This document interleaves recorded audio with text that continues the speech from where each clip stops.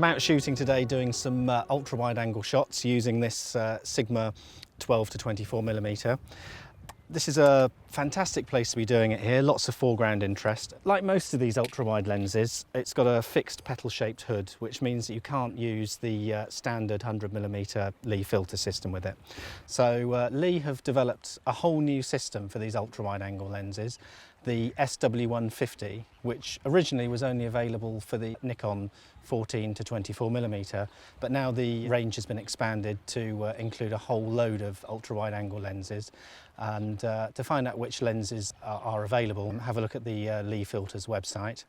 The filter holder attaches to this adapter, these adapter rings, and there's a different adapter for each lens, but they're all basically the same. Very, very easy to fit. You just undo the rings like this, and that pops on.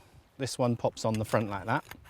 Then if you just hold the lens like this, turn it upside down, and then you can pop these rear rings on there and then just screw them up like this. Okay, once you've done it, you don't have to do it again. You can leave it on there because the nice guys at Lee Filters also supply you with one of these neoprene lens hoods. So it's a once only job, but it is nice and simple.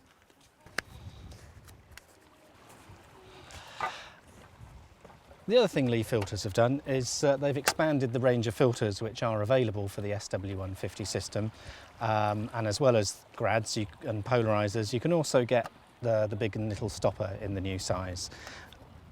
As well as that, they've introduced a new field pouch for the larger system, and this takes up to 10 filters. So I'm just going to load this up with the filters that I think I'm going to need today.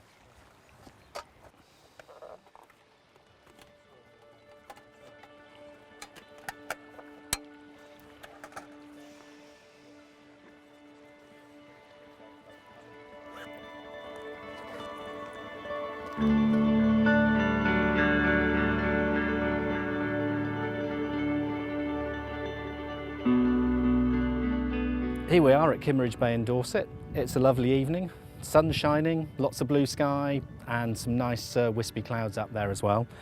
I'm standing on the main western ledge looking towards Clavel's Tower, and just want to get a shot across the ledge looking towards the tower there. Right, okay, first thing that strikes me is that the shot works well, but the sky lacks a little bit of punch, so I think it's sort of ideal for being polarized. So just going to get the filter holder. This is the new SW150 holder, and that just slots on the front there like that, and then just screws on, so it's nice and secure but still rotates very, very freely like that. And here's the SW150 polarizer, which, as you can see, is a square piece of polarizing glass rather than a round filter, which would have just been enormous. So this goes in the front slot like that, so you can fit in neutral density filters and so on behind it. Works like any other polarizer in that you just rotate it until you see the effect that you want. So, which in this case is about here. So I'll just take that shot again. And yeah, much improved. So the sky's nice and blue. The clouds are really starting to stand out there. But just zooming in and scrolling around the picture, one thing I can see is that the water's a little bit ripply, and I'd like to have a bit more of a smooth texture on that water. I think it would suit this scene. In order to do that, we want to have a long exposure, so we need to use a neutral density filter. And because it's fairly bright sunlight at the moment, then an extreme filter such as the 10-stop Lee Big Stopper is what we need. Okay, so just going to get the big stopper out, and here we are. As you can see, it's got this foam seal around the back. Now this is to prevent any light leaking in from the side and reflecting back and forth and causing flare in your pictures. So obviously this foam seal has to go facing towards the camera. It also has to go in the right way up, Unlike the 100mm system, you can see there's a gap on the seal on this side, but not this side. So it needs to go in this way up with the gap to the sides, not top and bottom. So just slide that in and make sure that it lines up with the baffle there, just to prevent any light getting in from the sides. I'm also going to shade the filter just to as an extra insurance to prevent any light leaking in from the sides. Okay, I'd recommend you do that on a bright day like this. Just going to switch into bulb mode, and I've calculated a 1 minute exposure for this shot, so here we go. Okay, and just looking at that shot, still got the lovely clouds and the blue sky, but this time got a much smoother surface to the water. Looks great.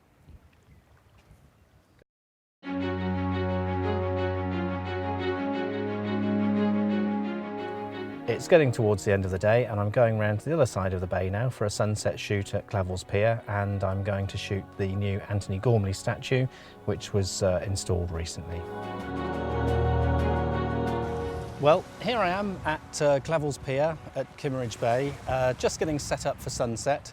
Now, one of the beauties of using these ultra-wide angle lenses is that you can really make the most of your foreground and get in nice and close and just get these lovely smooth rocks just sort of looming large in the frame.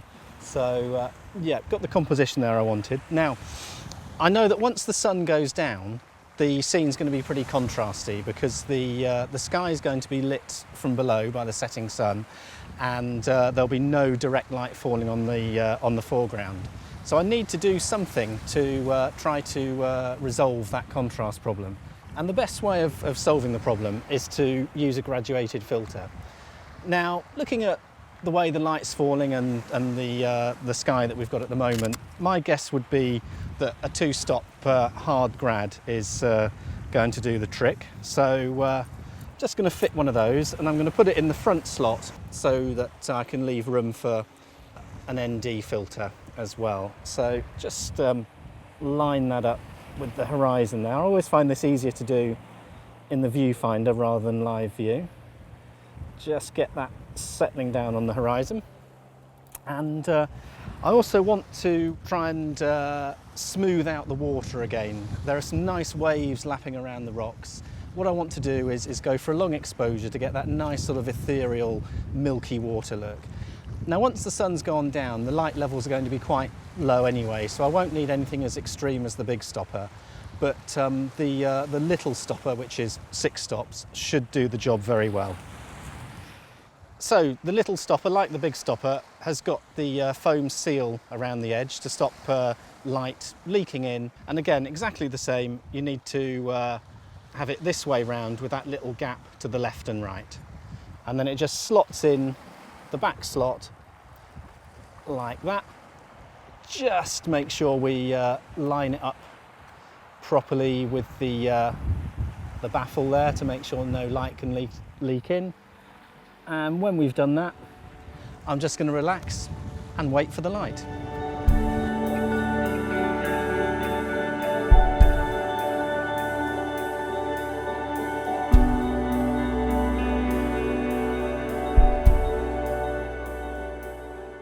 Well, here's the final shot, and I'm pretty happy with that.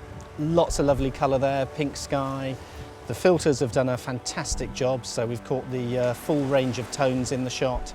It's just wonderful being able to use filters with these ultra-wide lenses.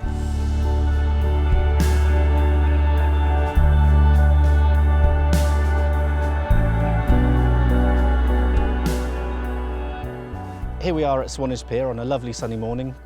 Blue sky, a few clouds about. Landscape photographers absolutely love foreground interest, and one of the great things about using these ultra-wide angle lenses is that they let you get in really close to that foreground and get it looming large in the frame with lots of depth of field as well. So I'm just going to set up a shot here where I'm using the plaques on the deck as the foreground and the shelter as the main focal point in the background.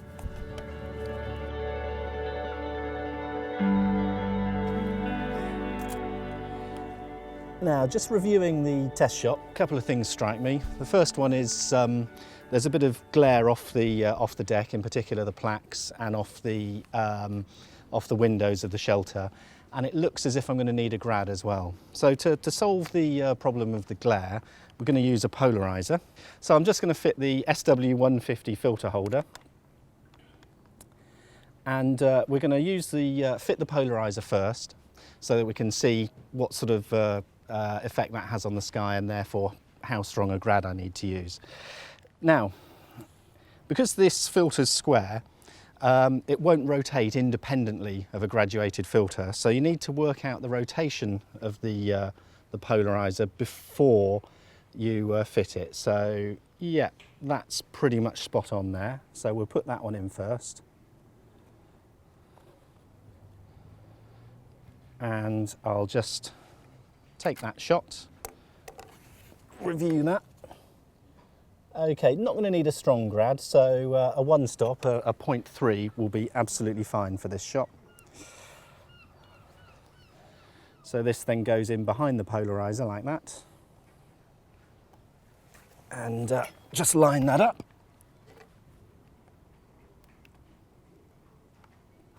Okay.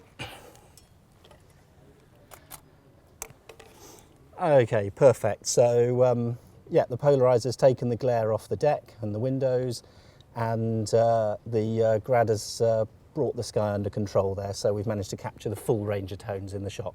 Lovely.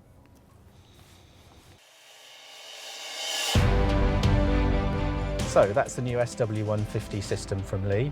It's available for a number of ultra-wide angle lenses, and there's a wide range of filters available, and it's fantastic being able to use these filters with such wide angle lenses.